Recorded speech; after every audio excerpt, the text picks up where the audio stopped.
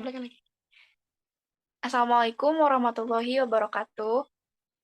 Kami dari kelompok 6 dalam kesempatan kali ini akan mempresentasikan hasil diskusi kami mengenai bentuk konflik sosial dan gender discourse dalam novel Tarian Setan dan Samira dan Samir. Next slide.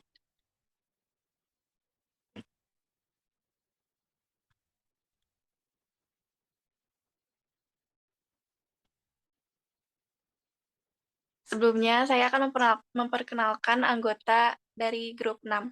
Yang pertama ada Rahma Nurulani, Raisa Alika Safitri, Risma Aryani Dirgantini, dan saya Salmutia Sabira. Selanjutnya, topik-topik yang akan dibahas pada kesempatan kali ini yaitu biografi Saddam Hussein, konflik sosial Tarian Setan, yang ketiga biografi Siba Sakib, dan yang terakhir gender discourse Samira dan Samir. Selanjutnya, biografi Saddam Hussein akan dijelaskan oleh saya. Saddam Hussein dilahirkan di kota Al-Ajwa, 13 km Tikrit. Nama lengkapnya Saddam Hussein Abdul Al-Majid Al-Tikriti. Ayahnya Hussein Abdul Al-Majid meninggal 6 bulan sebelum Saddam lahir. Saudaranya berusia 13 tahun menyusul wafat karena kanker menjelang kelahiran Saddam, sehingga membuat ibunya, Subha, depresi dan berusaha melakukan aborsi dengan cara bunuh diri. Karena itu, begitu sang bayi lahir diberi nama Saddam, yang dalam bahasa Arab berarti yang melawan atau menantang. Nama Hussein adalah nama kecil ayahnya. Pada tanggal 16 Juli, Saddam menggantikan al-Bakr menjadi presiden Irak. Selama pemerintahannya, Irak pernah menjadi sekutu Amerika Serikat, terutama untuk memerangi Iran pasca jatuhnya rezim Pahlavi oleh revolusi yang dipimpin Ayatullah Khomeini. Selama 8 tahun, Saddam berhasil memodernisasi militer Irak dengan impor berjenis-jenis senjata kimia dan biologis dari Amerika. Tahun 1990, Irak melancarkan perang terhadap Kuwait. Akibat kekecewaan Saddam terhadap Amerika yang berkhianat dan negara-negara Arab yang kaya raya namun tidak mau membantu ekonomi Irak. Selama 8 tahun berperang dengan Iran, terjadi krisis ekonomi di Irak. Saddam menjerit meminta bantuan, tetapi tidak ada yang menggubris, termasuk Amerika. Saddam memerangi Kuwait untuk merampok kekayaan negara itu. Presiden Amerika saat itu, George Bush, mendapat mandat dari Dewan Keamanan PBB untuk mengusir Irak keluar dari Kuwait dengan dukungan pasukan multinasional dari 50 negara. Sakit hati Saddam semakin menjadi. Sanksi yang dijatuhkan PBB pada 1901 selepas perang menambah keterpurukan Irak. Kekuasaannya diserang oleh suatu pasukan koalisi yang dipimpin Amerika Serikat pada 2003. Saddam digunakan invasi Irak 2003 yang dipimpin oleh Amerika Serikat dan ditangkap oleh pasukan-pasukan AS pada 13 Desember 2003. Pada 5 November 2006, Hakim Ketua menjatuhkan hukuman mati dengan cara digantung kepalanya atas kejahatan terhadap umat manusia. Pada 26 Desember 2006, Mahkamah Agung Irak menyatakan untuk segera melaksanakan vonis yang telah dijatuhkan. Pada 30 Desember, Saddam dieksekusi. Dengan mudah tentara koalisi maju menggempur Baghdad. Kurang dari sebulan, seluruh wilayah Irak dikuasai. Mengapa begitu mudahnya Irak dikalahkan? Kemana saja Saddam Hussein? Mengapa seperti tidak ada perlawanan berarti darinya? Saddam ternyata tengah sibuk menulis novel. Kata Deputi Perdana Menteri Irak Tariq Aziz di era Saddam. Barangkali dia beranggapan bahwa melalui novel yang ditulisnya itu, Saddam melawan apa? Setelah perlawanan fisik tidak memungkinkan, karena persenjataan Irak yang tidak memadai akibat embargo selama bertahun-tahun, dan senjata nuklir yang ternyata hanya akal-akalan Amerika untuk melakukan agresi perlawanan dengan penengah yang dia gulirkan. Konon, setiap penulis cerita mewarisi kepandaian Razad meramu kisah, dan barangkali itu pula yang terjadi pada Saddam. Jika Shahrazad dalam kisah 1001 malam dipaksa bercerita agar selamat dari hukuman, setiap malam dikejar target cerita yang memesonakan sang raja, Saddam dikejar-kejar waktu kejatuhan. Pada 18 Maret, beberapa sebelum tentara Amerika Serikat membombardir Irak, novel tersebut rampung ditulis dan siap diterbitkan. Selanjutnya,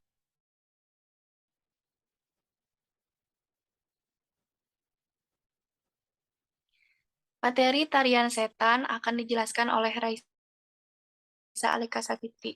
Hanya dipersilahkan. Terima kasih, Salma.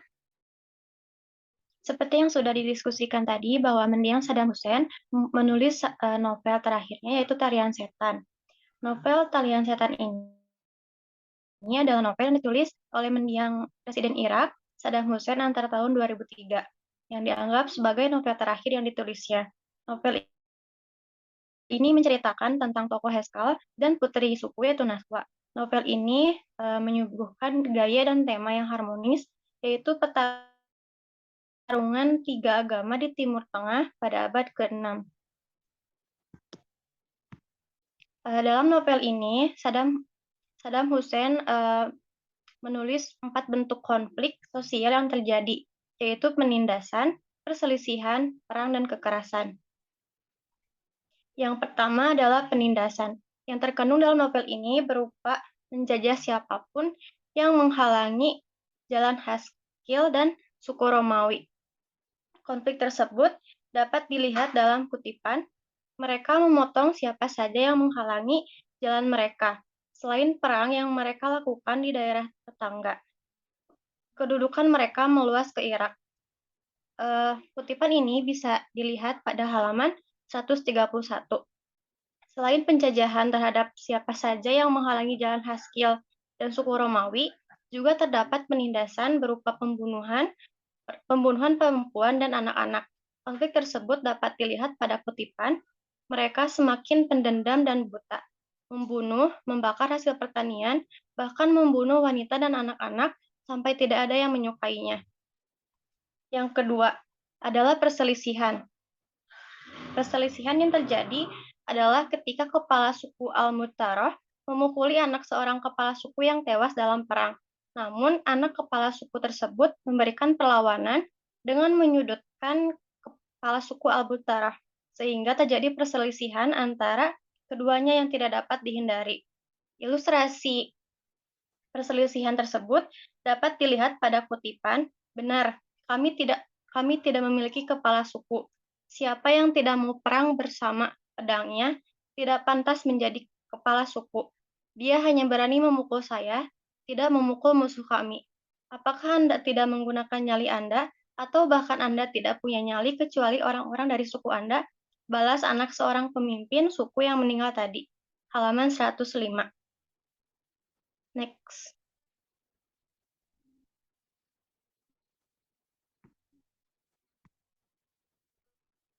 Yang ketiga adalah perang. Perang yang terdapat dalam novel Saddam Hussein berupa perang antara pemimpin suku. Bisa dilihat dalam kutipan, pemimpin suku Al-Mu'tarrah sedang bersiap menghadapi niat jahat suku Al-Mu'tarrah. Dia memerintahkan orang-orangnya untuk berpura-pura baik kepada suku Al-Mu'tarrah. Strategi perang juga disiapkan. Kepala suku memerintahkan para wanita untuk menggembalakan domba dan unta ke arah yang berlawanan dari wilayah musuh. Orang-orang disuruh mengosongkan barisan depan yang paling dekat dengan suku Al-Mu'tarrah. Ketiga, ada kavaleri yang bersembunyi di lembah sekitar desa. Semua siap menunggu isyarat tangan kepala suku. Mereka menunggu pagi datang. Halaman 72. Next.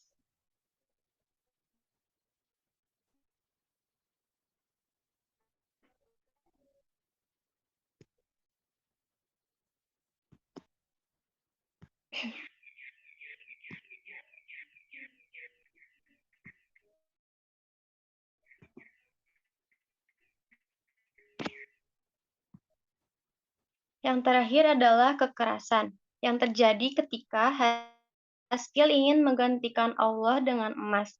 Gambaran kekerasan tersebut bisa dilihat dari kutipan berikut. Tuhan dengan emas, kamu ingin mengubah Tuhan menjadi berhala hanya untuk memenuhi nafsumu. Ibrahim tiba-tiba mengambil tongkat dan memukuli Haskell. Dan kekerasan yang kedua adalah tamparan Ummu Lazah di wajah putranya. Seperti dalam kutipan, dia langsung berdiri dan menampar wajah anaknya hingga hidungnya berdarah. Lazah terdiam. Dia membiarkan ibunya memukuli. Apakah aku pantas dipukul, Bu? Apa kesalahanku? Halaman 142. Nah, selain konflik sosial tadi ya, ada juga bentuk-bentuk konflik internal yang ada di dalam novel ini, seperti konflik internal akibat dari harapan yang tidak sesuai dengan kenyataan.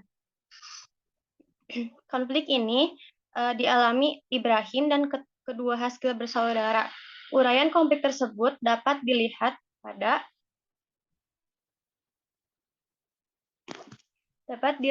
pada kutipan Ibrahim dan tamu undangan lainnya dibuat tertawa kecut ketika tuan rumah berkomentar, "Ini nak, punyaku masih ada.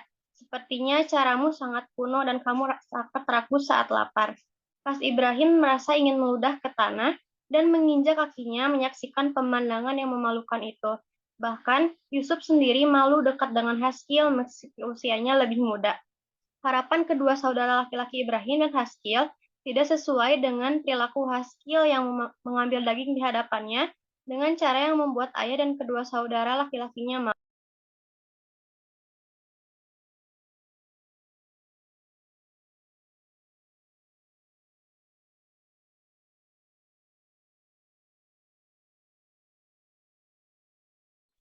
Terima kasih kepada Raisa Savitri. Selanjutnya, biografi si Basakib akan dijelaskan oleh Rahma Nurul Apyani.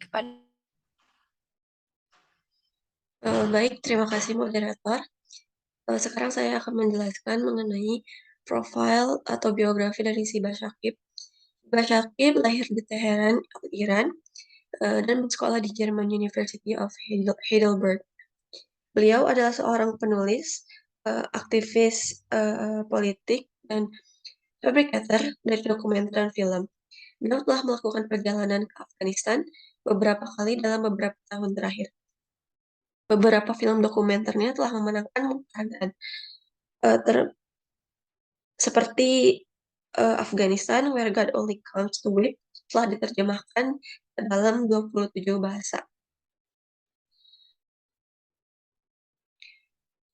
Beberapa film dokumenter tersebut juga termasuk menjadi saksi kengerian hidup di Afghanistan dan nasib wanita di Afghanistan. Sebelum menulis novel pertamanya, Siba Shakib adalah seorang wartawan musik dan presenter radio. Ia bukan hanya bekerja sama dengan artis pendatang baru, tetapi juga dengan musik besar. Antara lain seperti Miles Davis, Tina Turner, dan Mick Jagger. Saat diwawancara, Shiba Shakib menunjukkan ketertarikannya kepada politik dan karena dia sudah sukses besar di antara penonton remaja. Lalu tahun-tahun berikutnya, dia mulai memproduksi film dan dokumenter yang bersaksi dengan situasi ekonomi dan sosial yang dibutuhkan di berbagai belahan dunia. Sejak awal tahun 90-an, Siba Shakib telah bekerja terutama di dua negara, yaitu Iran, di mana ia dilahirkan dan dibesarkan, dan Afghanistan. Bukunya yang berjudul Sebuah Hubungan untuk Wanita Kabul menerima penghargaan di Jerman pada tahun 1998 untuk menandai peringatan 50 dari Deklarasi tentang Hak Asasi Manusia PBB. Penghargaan untuk film hak asasi manusia, Shakib sering menggunakan dana dari film dan buku-bukunya untuk membangun pusat perempuan di Kabul.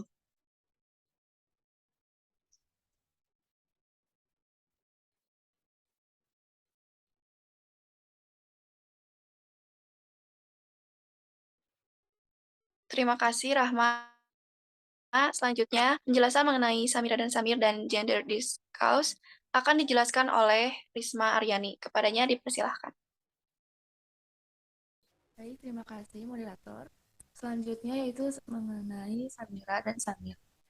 Novel Samira dan Samir ini ditulis oleh Siba Shakib, yaitu seorang wanita Iran yang dibesarkan di Jerman. Diterjemahkan ke dalam bahasa Indonesia oleh Lili Tauhida dan diterbitkan oleh Alfabet Bandung. Novel ini mengandung wacana-wacana perdebatan gender, sehingga menjadi menarik bagi para ahli bedah, lebih dari sekedar dinikmati hanya sebagai sebuah karya sastra. Novel ini juga mencoba untuk menampilkan bagaimana masyarakat mengkonstruksi laki-laki dan perempuan, dan apa yang terjadi bila seorang perempuan dikonstruksikan sebagai laki-laki. Okay, next.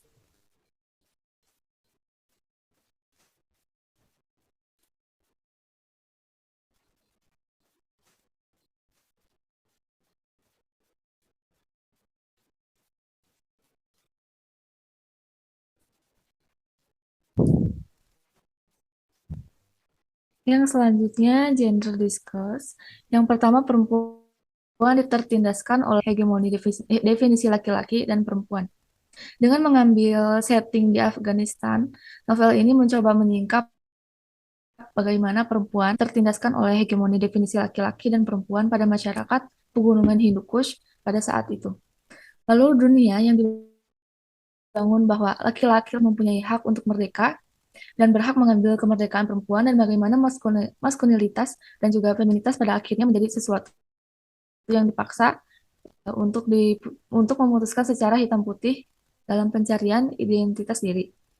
Selain itu, kisah ini juga menggambarkan pergulatan pencarian identitas dan konstruksi sosial yang telah dibangun atas diri seseorang. Eh, Kemudian ketika tokoh Dayak dalam novel ini melahirkan seorang bayi perempuan, itu merupakan suatu kehinaan bagi suaminya yang merupakan suatu kepala suku, meskipun lahir dari seorang ibu yang dimuliakan. Lalu kehormatan sebagai kepala suku ini telah dihancurkan dengan lahirnya bayi perempuan. Pada akhirnya kedua orang tuanya ini masih memiliki sisi kemanusiaan sehingga tidak sampai hati untuk menghilangkan nyawa anaknya. Lalu mereka memberi nama anaknya yaitu Samira dan dipanggil Samir sehingga orang-orang menyangka bahwa bayi ini merupakan bayi laki-laki. Lalu begitulah pada akhirnya sebuah keputusan yang diambil oleh ayahnya mau kehilangan kehormatannya sekaligus tidak mau kehilangan anaknya. Lalu keluarga dan orang tua merupakan orang pertama yang apakah seorang anak akan tumbuh menjadi laki-laki ataupun perempuan. Lalu yang selanjutnya feminis liberal. Pemikiran yang berkembang pada abad ke-18 ini yang mempercayai bahwa gender merupakan suatu produk kebudayaan sosial dan bukanlah suatu yang dibawa dari seperti pemikiran Wollstonecraft, meskipun pada saat itu dia tidak menggunakan istilah transgender yang dikonstruksikan secara sosial. Lalu feminis liberal ini menyatakan bahwa tidak ada hubungan antara jenis kelamin atau biologis dan sifat, tetapi wanita dapat mempunyai kapasitas ataupun kemampuan yang sama dengan pria dalam melakukan pekerjaan, bahkan dalam merasionalisasikan tindakan. Kapasitas ini dapat menyangkut kemampuan, kepandaian, dan ketahanan fisik. Asumsi kedua adalah perempuan karena pengaruh biologisnya, tidak mempunyai keinginan, aspirasi, ataupun ambisi yang sama dengan laki-laki. Oke, next.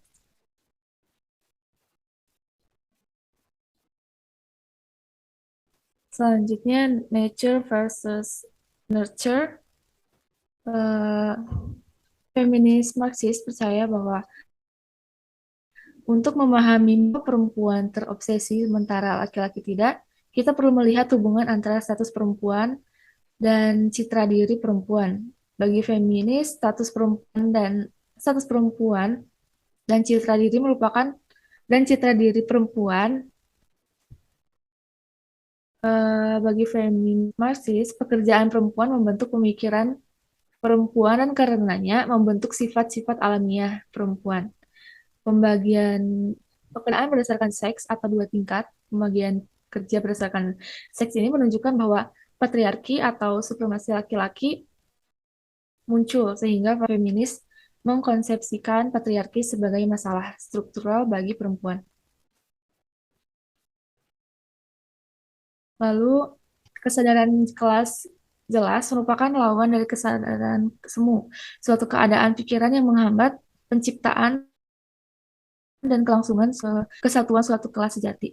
Kesadaran kelas menyebabkan orang-orang tereksploitasi untuk mempercayai bahwa mereka bebas untuk bertindak dan berbicara seperti orang-orang yang mengeksploitasinya. Lalu selanjutnya melampaui feminisme dan maskulinisme. Samira yang merupakan Samir ataupun Samir yang merupakan Samira, keduanya mengalami penindasan dan ketidakadilan. Baik ketika dia dikonstruksikan sebagai laki-laki maupun ketika dia memilih untuk menjadi seorang perempuan. Pergulatan pemikiran feminis liberal yang percaya bahwa feminitas dari maskulinitas adalah produk budaya berdialektika dengan aliran esensi biologis telah membuka wacana baru. Lalu pergulatan pemikiran feminisme berkembang dan selalu bersinggungan dengan pemikiran yang biasa disebut dengan dead male theories atau teori-teori besar yang sedang berkembang. Misalnya, bagaimana feminisme menjawab modernitas, feminisme beririsan dengan postmodernitas dan poststruktualis, juga pengaruh pemikiran-pemikiran feminisme pada postkolonial.